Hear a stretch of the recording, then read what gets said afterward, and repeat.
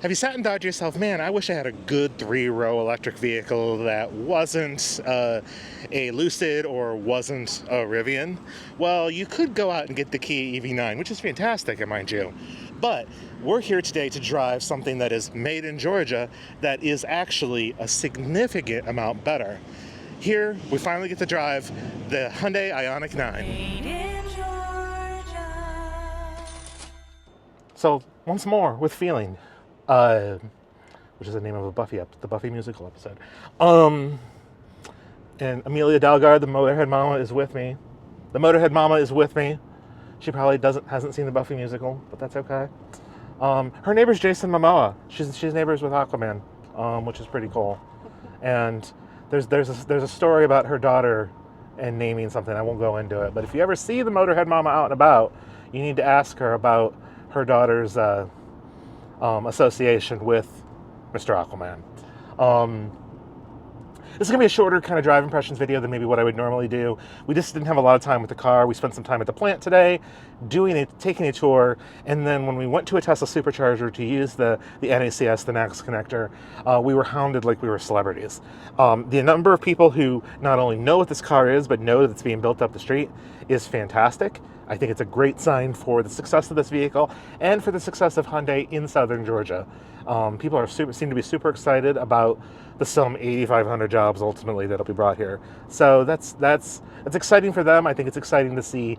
And in this time of possibly growing economic uncertainty, nice to see that commitment and to be able to help tell that commitment story.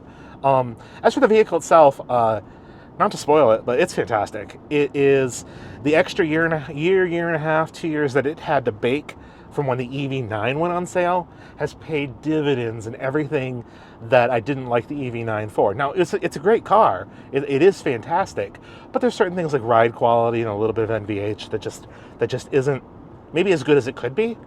This car fixes all of it. Ride and handling and normal driving is excellent. Quote-unquote performance handling is pretty good. I mean, we didn't really push it here. There's not a lot of twisty roads here in Georgia. But for anything that you're going to do on the school run, this is more than capable of that. And at highway speeds, it is super, super quiet. They're using sound deadening in the tires, which that's fairly common on EVs now. But there's double pane glass both front and rear. And it's a real quiet place to be. It's a real comfortable drive. And any of the suspension, weird tuning imperfections that maybe exist in EV9, gone here. This drives and handles very, very well for a three-row crossover. Springs are still maybe a little stiffer than I would like, but the thing is, it's still an EV, so you have to support those with the weight of the batteries somehow. So that 110.3-ish kilowatt-hour battery is good for over 300 miles in every trim. The fully loaded calligraphy is still good for, I think, 311-ish. I'll put a number on the screen, but it's still, they're all over 300. They'll all 10 to 80% charge in 24 minutes. This is a larger battery pack, which is why it's not that original 18 number on other E-GMP cars. And there's a native NACS connector on board.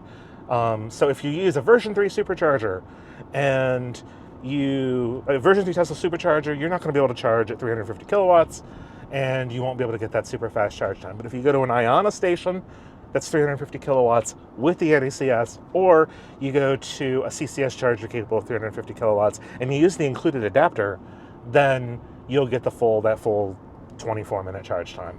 Which, I don't have kids, so maybe I definitely can't speak to this, but I feel like if you're on a road trip and you stop and you've got some younger kids, get them out of the car seats, move them around and stuff, you're not in and out refueling in 10 minutes. So maybe closer to 15. And really, realistically, in that case, you're going to be good for another couple hundred miles, which I think is, it's pretty good. Maybe it's not good enough for everybody, but I think it's pretty good. I'll talk a little bit more about pricing sort of at the very end of the video, but it does start at less than an EV9. And I don't know, it's fantastic. Space is great. It has the longest wheelbase of any Hyundai product. It's not actually longer than a Palisade overall, but the wheelbase is significantly longer. So it's all made up in the seats. Lots of interior space, lots of goodness. And for initial first impressions, this is a fantastic car. Has everything you'd expect to. All of Hyundai's safety stuff is here. This has the version 2 of Highway Drive Assist, so it'll help you with lane changes. I don't need help with lane changes, but if you need help with lane changes, it'll do it. It's got the monitor, the camera monitoring on some of the trims for blind spot the blind spot lane stuff. Like, it's all great. A couple of updates though to this. There are 6 USB ports on board. There's technically 7. One's a data port, but the 6 powered USB ports are all at 100 watts. That is a stupid amount of power to run through a USB-C. So you can charge laptops, which is great. Everybody on board could have a laptop and they could all charge them. They could all fast charge their laptops or their phones or whatever. Design-wise, it's starting to grow on me with how it looks. I think the rear, especially rear three-quarter kind of view, looks a lot like a Volvo wagon, which I talked about in sort of the first look of this car. The front kind of looks like a really big Kona, and I'm not sure if I'm completely sold on it yet, but I do think picking the right color is... I think the color is going to affect sort of which ones look better, which ones don't. We're in this green color, which is very similar to the green of the original 7 concept. Not the movie 7, which is excellent, but the car that debuted at the 2021 LA Auto Show, I believe. So it has a color that kind of mimics that, and I like it. I think that, like, maybe a silver or gray, maybe it doesn't work as well, but go for one of the colors, like the blue or the red or the screen, and I think that you have a very attractive looking vehicle. And this does get a lot of attention just from sort of driving around here, a lot of just randos here in Georgia. No offense to my Georgia viewers, but you're all randos, which I think is a good sign. I think the Ioniq 5, when it first came out, was a very bold design. I think it drew a lot of attention, but now when you see one, you're just like, oh, it's grown on you. And I feel like that this will also grow on you in a similar way design-wise, if you don't love it sort of right out of the box. But if you like that parametric, pixelated, cyberpunk, retro future, Roblox, Game Boy, whatever, pixelish sort of design that Hyundai's doing with their electric vehicles, I think you're going to like this. And, I mean, I'm going to say this again at the end of the video, but I'm going to spoil it right now. This might be the best Hyundai EV I've driven.